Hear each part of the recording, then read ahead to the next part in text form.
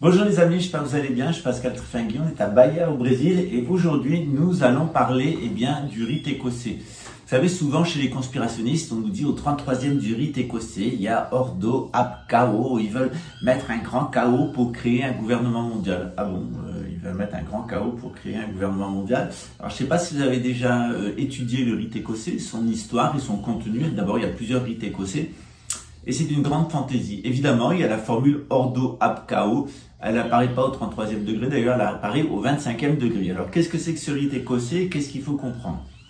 Ce qu'il faut comprendre, c'est qu'avec Charlemagne, en 768, on a la création d'un remake de l'Empire romain. Au début, cet Empire romain, il est chrétien. Et à la fin, il va devenir complètement édomite. Qui sont les édomites? C'est les cousins des Juifs. Qui sont les Juifs? Eh bien, ce sont des gens qui sont sortis de Sumer. À l'origine, ce sont les Hébreux. Ils vont passer par l'Égypte. Ils vont avoir leur propre civilisation en Judée. Une civilisation qui est plutôt timocratique, d'ailleurs. C'est le temple qui est au centre. Cette civilisation, elle va s'effondrer. La famille de Jésus va migrer vers la France. Et en France, on va avoir, avec Mérové et avec les Mérovingiens, le sang de Jésus à travers les femmes qui va permettre d'établir une nouvelle Israël. Cette nouvelle Israël, elle a une tendance qui est plutôt oligarchique. Tout comme en sortant d'Égypte, on a été déçu de la synarchie égyptienne. Quand on sort d'Israël, on est déçu de la timocratie juive. Et qu'est-ce qui se constitue en France? Il se constitue une oligarchie. Cette oligarchie, elle est au début terrienne avec Charlemagne. Et au final, elle va devenir marchande. Au début, elle est basée sur la terre. Au final, elle sera basée sur l'argent.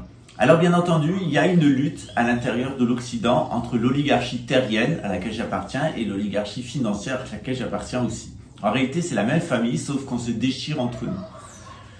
La façon dont on va se déchirer, c'est que l'oligarchie terrienne, elle est chrétienne et elle veut appliquer la morale chrétienne. Elle croit en Dieu, elle protège les enfants, elle est honnête et elle veut le développement de la vie, le bien-être pour tous et la paix. L'oligarchie financière, elle est d'origine romaine, elle est édomite. Et elle va d'abord récupérer son pouvoir à l'intérieur d'une Italie en constante décomposition. Vous verrez que d'ici quelques années, l'Italie va être rayée de la carte et ça ne sera pas une grosse perte. On a là véritablement sur cette épile dorsale qui va de Rome jusqu'à Londres. Londres, la grande ville, Babel, la Babylone moderne. Et puis Rome, la grande prostituée, et entre les deux, vous avez Luxembourg, capitale de l'européenne, du 4e Reich des riches, qui est la tentation par Édom, de créer une espèce d'empire central à partir duquel le monde est asservi autour de l'Union européenne. Il ne faut pas croire que la première puissance au monde, c'est les États-Unis, ou c'est la Russie, c'est la Chine. La première puissance économique et militaire au monde, c'est l'Europe, avec au cœur l'Empire britannique et autour de l'Empire britannique, tous ses vassaux, dont les États-Unis et dont Israël, qui est un souhait de la couronne britannique. Alors cette oligarchie marchande, elle se constitue d'abord en Italie, puis elle va monter en Suisse. De la Suisse, elle va passer aux Pays-Bas. Le Pays-Bas va prendre le contrôle de l'Allemagne, puis elle va prendre le contrôle de la Grande-Bretagne. Et depuis la Grande-Bretagne, ils vont prendre le contrôle de la France et du monde entier. Cette oligarchie financière, elle voit bien que l'oligarchie terrienne est en perte de vitesse. Ils vont complètement la détruire et ils vont la détruire en utilisant la démocratie. Donc on va déposséder l'Église qui soutient l'oligarchie terrienne. On va déposséder l'oligarchie terrienne et on va donner l'argent de l'Église et l'argent de la noblesse aux bourgeois qui vont permettre à la République de se maintenir et au système d'asservissement mis en place par cette oligarchie financière de fonctionner. Quelles sont les caractéristiques de cette oligarchie financière? Elle devient de plus en plus anti-chrétienne. Elle déteste le christianisme. Elle va tout inverser. Au début, elle va utiliser la démocratie. Et à la fin, elle va jeter le masque. Elle va montrer ce que c'est une tyrannie financière. Quelles sont les caractéristiques de cette tyrannie financière? Ils ont toutes les caractéristiques des Édomites. En réalité, l'oligarchie européenne, quand elle est terrienne, elle est sémite. Et quand elle est financière, elle est édomite. C'est pour ça qu'elle veut s'installer à Jérusalem, contrôler le monde et voler leurs droits d'aînesse aux Juifs. C'est pour ça qu'elle aime bien détacher des Juifs du judaïsme pour en faire des Einstein, des Freud, des Zuckerberg, des compagnies et des Bill Gates. C'est pour ça eh bien qu'elle déteste les francs-maçons et qu'elle va s'infiltrer à l'intérieur de la franc-maçonnerie et en faire du satanisme. D'abord les jésuites qui créent les Illuminés de Bavière, puis ensuite on va avoir une véritable franc-maçonnerie satanique qui va faire le lien autour de la couronne britannique et diffuser son influence dans le monde. C'est en particulier toutes les grandes loges nationales, Grande Loge nationale de France, Grande Loge de France, c'est toutes ces loges nationales qui sont rattachées à la Grande Loge des modernes de Londres, qui a fini par absorber la loge des anciens. Je vous expliquerai tout ça dans le cours de gnose maçonnique, d'où l'intérêt de le prendre, ça commence début mars. Et ces édomites, eh bien, ils vont aussi briser un mode de transmission qui est à l'intérieur de la noblesse, c'est l'homosexualité. À l'intérieur de la noblesse, l'amour entre chevaliers et l'homosexualité entre chevaliers, c'est un mode de transmission.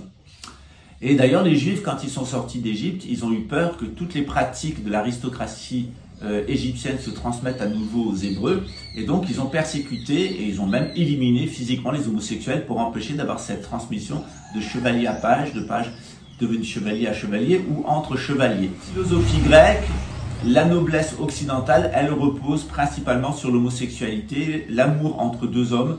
C'est aussi un amour d'abord qui est un amour physique, on se plaît.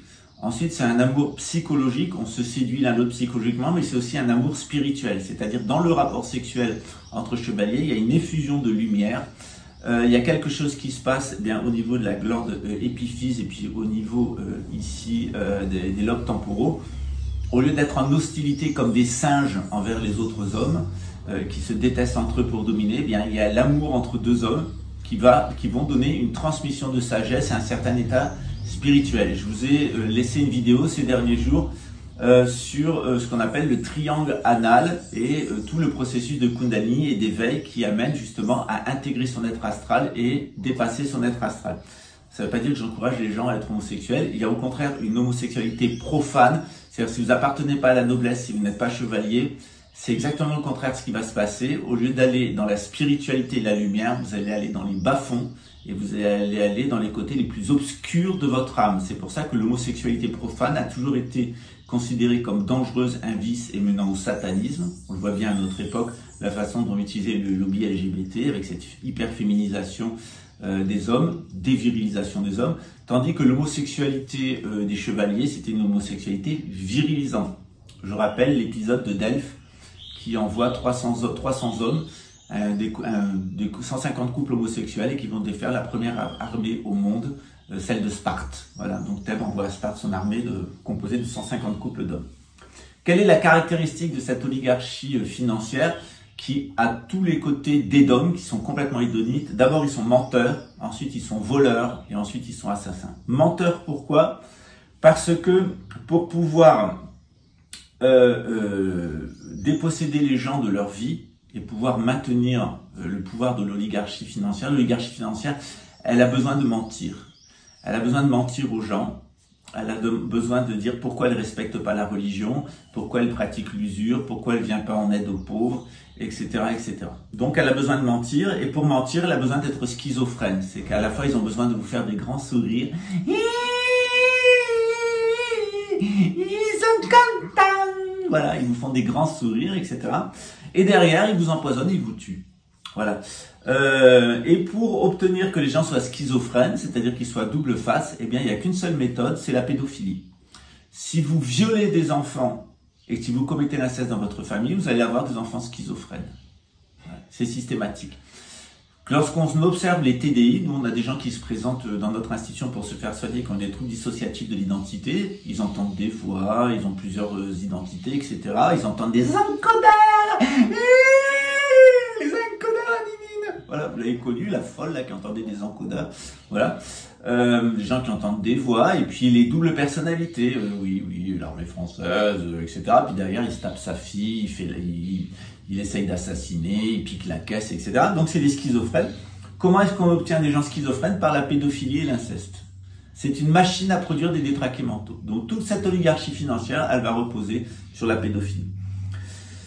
Ce sont des voleurs, ce sont des gens qui veulent accaparer les biens et ne pas partager avec les autres. Et donc, pour le faire, ils ont besoin de vous entretenir dans la confusion mentale. Donc, pour vous entretenir dans la confusion mentale, eh bien, et pour pouvoir vous voler votre vie et vous voler le sens de votre vie, eh bien, ils vont vous entretenir dans la confusion mentale. Ils vont créer du spiritisme, de la théosophie, de l'anthroposophie de Rudolf Steiner. Regardez le cinglé de Suisse, là, le fumeur de joint, baiseur de gamine. Il est complètement dans la confusion mentale. Et il vous entretient dans la confusion mentale. Ça ne veut pas dire que tout ce qu'il dit est faux. Au contraire, il y a des parcelles de vérité. Mais le but, c'est d'entretenir la confusion mentale. Les mots ne sont pas employés dans leur sens. Il n'y a pas de vocabulaire philosophique. Il n'y a pas de formation, etc. Puis au final, on s'aperçoit que derrière, c'est un juif qui s'appelle Gawain, qui a apostasié le judaïsme et qui a trempé dans toute l'histoire du druidisme, de la théosophie. Puis il est passé par les écoles Steiner, qui sont des usines à détraquer mentaux. Parce que si tous les nazis n'étaient pas steinériens, tous les steinériens étaient nazis. Donc c'est une usine à détraquer mentaux, homophobes, antisémites, etc. Ils attendent la venue de Lucifer, comme vous direz la TR fêlée de Babelwell. Ils sont lucifériques. Ils attendent la venue de Lucifer. C'est des fraudes du bas, des bas du front, pardon. Il attend la venue de Lucifer qui va faire que sa crypto-monnaie va valoir 10 000 $ alors qu'elle vaut 11 centimes. Voilà. Donc ces gens-là, ils ont besoin de vous mettre dans la confusion mentale pour pouvoir vous voler, pour pouvoir vous arnaquer. Et quoi de mieux que du pseudo-ésotérisme, quoi de mieux que de la pseudo-astrologie, quoi de mieux que de la pseudo-science, etc. Ces gens-là, c'est surtout des gens qui veulent éliminer l'oligarchie terrienne, nous qui veulent éliminer la concurrence, l'opposition, et donc c'est des assassins. C'est des gens qui ont attaqué tout autour de la planète, toutes les sociétés traditionnelles pour les détruire et créer une gouvernance mondiale. Ils veulent tyranniser le monde entier. Alors, qu'est-ce que c'est que ce rite écossais?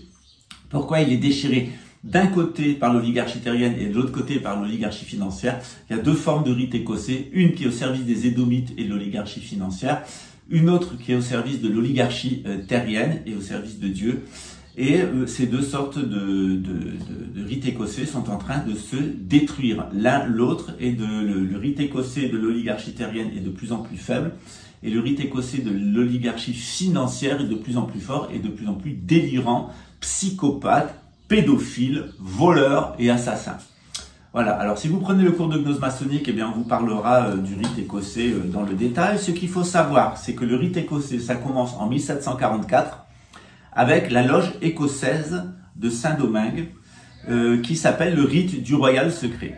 Cette loge, elle n'est qu'une émanation eh bien d'un mouvement maçonnique qui naît en France en marge de la monarchie anglaise. Et pour comprendre qu'est-ce qui s'est passé en France, et pourquoi ce rite écossais il va être transatlantique, et pourquoi il y a plusieurs formes de rite écossais, et pourquoi il y a deux mouvances à l'intérieur des rites écossais, eh bien il faut passer générique.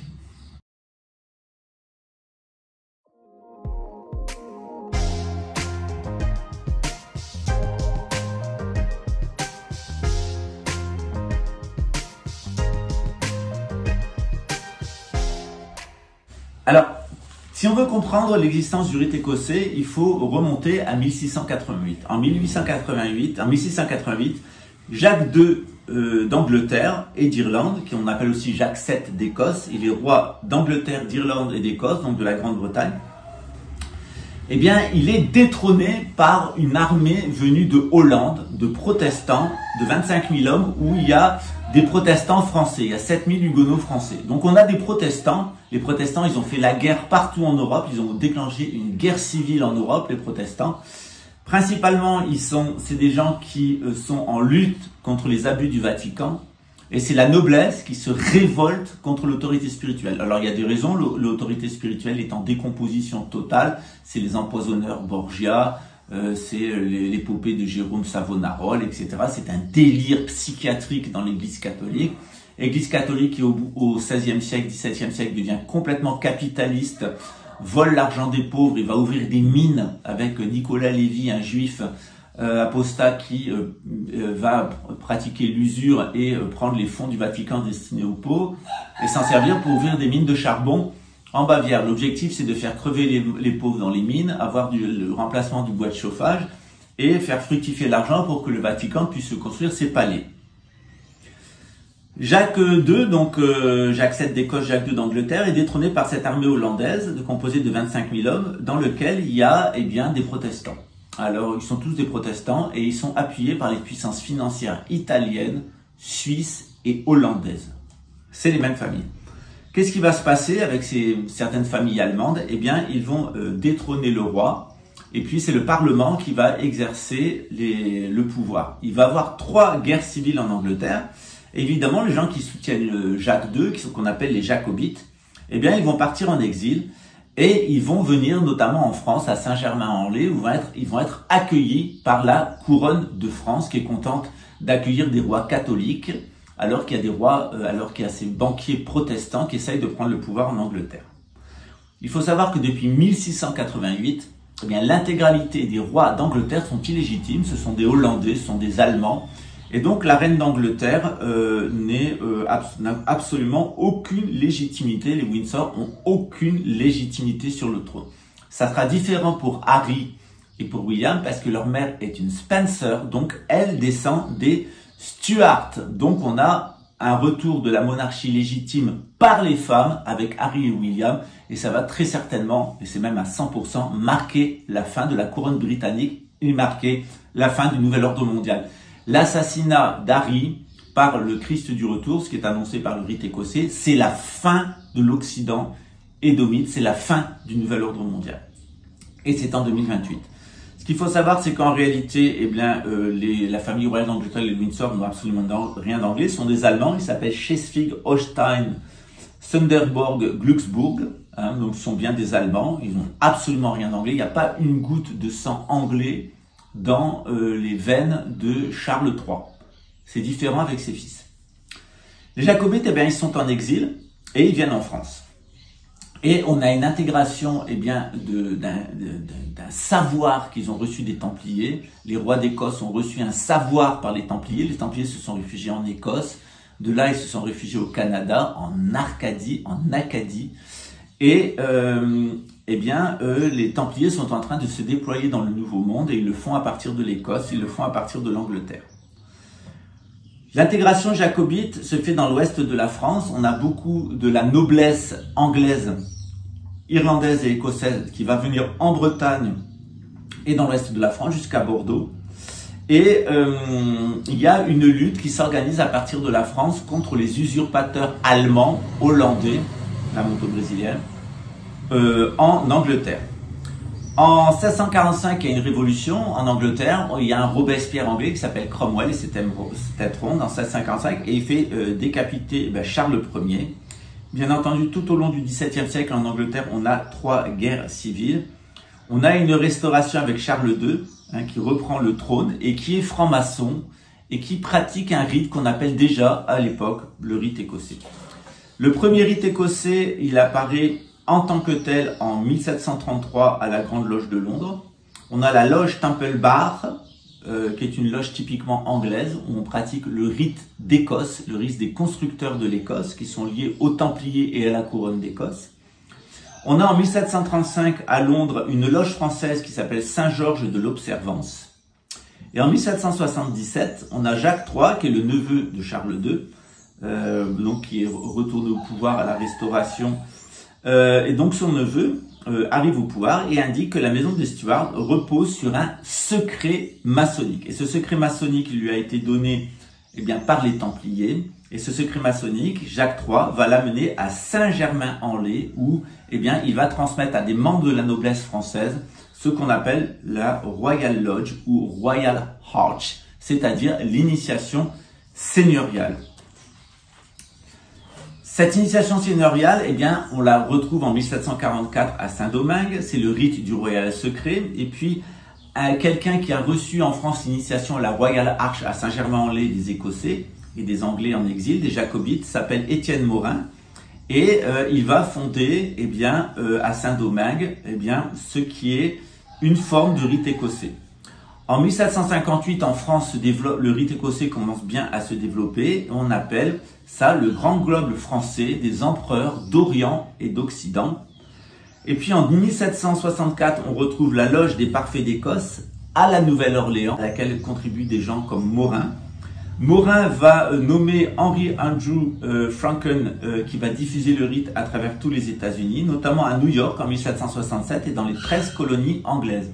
C'est ce rite écossais qui va permettre l'indépendance des États-Unis contre la couronne allemande de Grande-Bretagne. Les Allemands, les Hollandais, les protestants ont pris le contrôle de la Grande-Bretagne et le rite écossais aux États-Unis, il va organiser la résistance. Pour cela, il va s'appuyer sur les Français, sur les immigrés irlandais, anglais et écossais en France, sur l'aristocratie française qui pratique déjà le rite écossais. Et ce qui va expliquer l'intervention avec Louis XVI, de Lafayette, qu'on va envoyer aux États-Unis pour aider, les 13 colonies à proclamer leur indépendance contre la couronne britannique. Louis XVI le payera très cher puisque la couronne britannique le fera assassiner en rémunérant Danton, Robespierre, Marat et toute la clique des psychopathes de la Révolution française qui vont être utilisés par les Allemands de Grande-Bretagne exactement comme ils l'ont fait avec Cromwell. En 1801, on a la constitution du rite écossais ancien accepté à Charleston. Alors c'est très important, c'est en Caroline du Nord et vous verrez que c'est très important, on est au cœur du dispositif, notamment du dispositif bancaire de l'indépendance des États-Unis.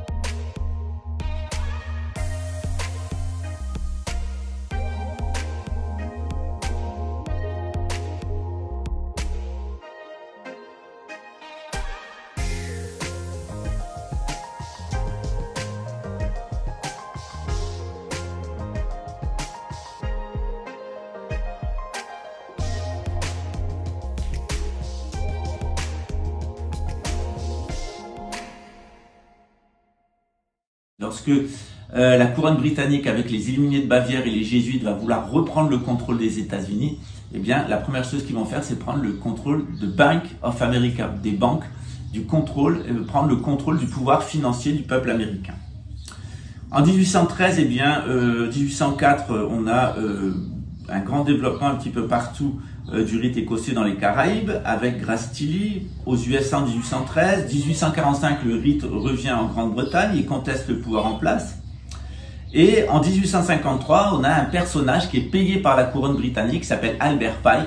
Et Albert Pike, il va être payé par la couronne britannique, il est un des fondateurs du Ku Klux Klan, et il veut du suprémacisme blanc, du nazisme avant l'époque, c'est-à-dire ces Allemands protestants qui ont pris le contrôle de la Grande-Bretagne, qui ont imposé le nazisme en Allemagne, ils imposent le Ku Klux Klan et ils veulent constituer un État fasciste aux États-Unis. Ils n'auront de cesse, notamment avec le business plot juste avant la Deuxième Guerre mondiale, où ils essayaient avec Dupont de Nemours, ces grandes sociétés, Rothschild et compagnie, Rockefeller, ils essayaient de faire un coup d'État pour créer un équivalent du nazisme aux États-Unis. Ça n'a pas fonctionné parce que l'amiral Butler s'est retourné contre eux. Il a d'ailleurs été entendu par le Sénat. Il a laissé des mémoires qui ne sont pas piquées des vers sur l'oligarchie financière anglo-saxonne, mais en réalité allemande de Grande-Bretagne.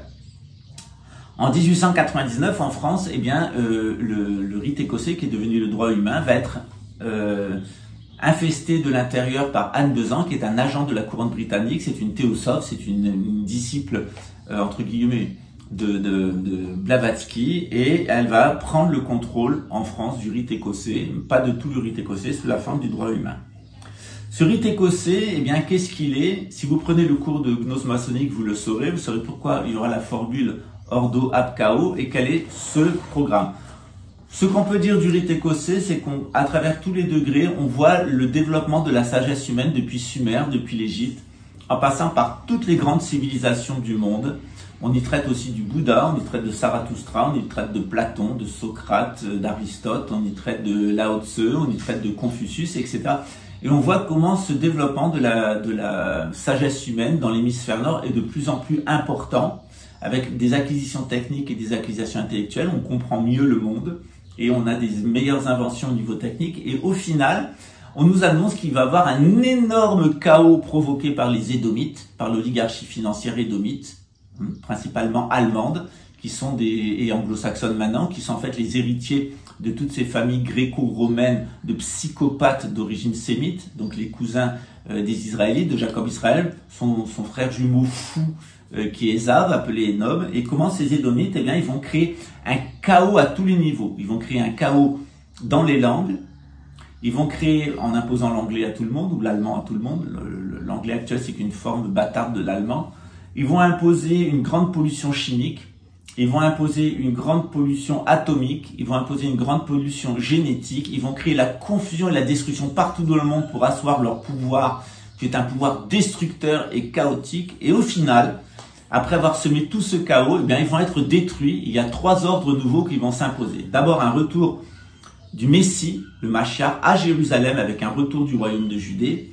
Ensuite, la venue d'un grand pape et d'un grand monarque qui vont s'installer en Occident et qui vont anéantir les Édomites et anéantir le satanisme.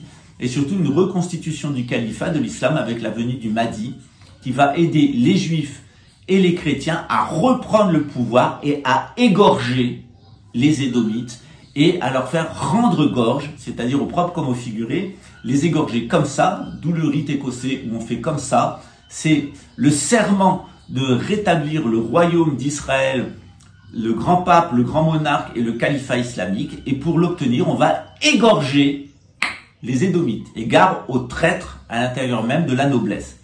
Alors évidemment, l'oligarchie financière ne va pas se laisser faire. Hein. Elle n'a pas envie que l'islam revienne. Et tout va être fait par les Anglais pour détruire l'islam, l'Empire ottoman et empêcher un califat.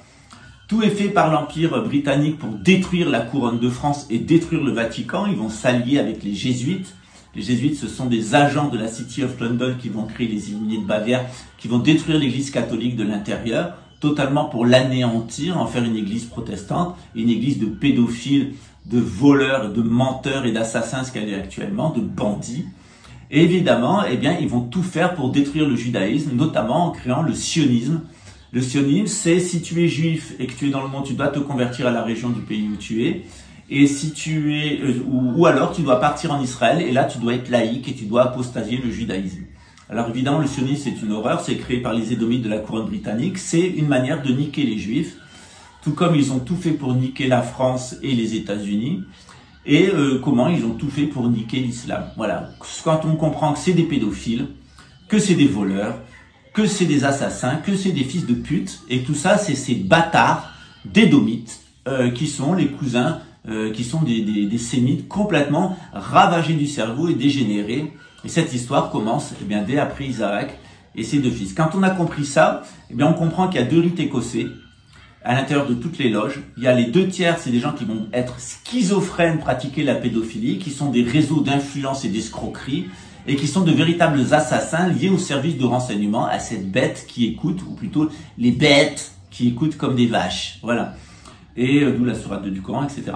Et donc, et d'autre part, il y a un vrai rite écossais qui est resté comme il fallait et qui appartient à la noblesse et qui nous annonce la venue du Mashiach pour les musulmans, pour les juifs, la venue du Mahdi pour les musulmans, la venue du grand pape et du grand prophète, et le moyen de s'y préparer. Alors vous voyez, la formule Ordo ab Chao, eh bien, du rite écossais, elle signifie bien autre chose, ce que vous en dites.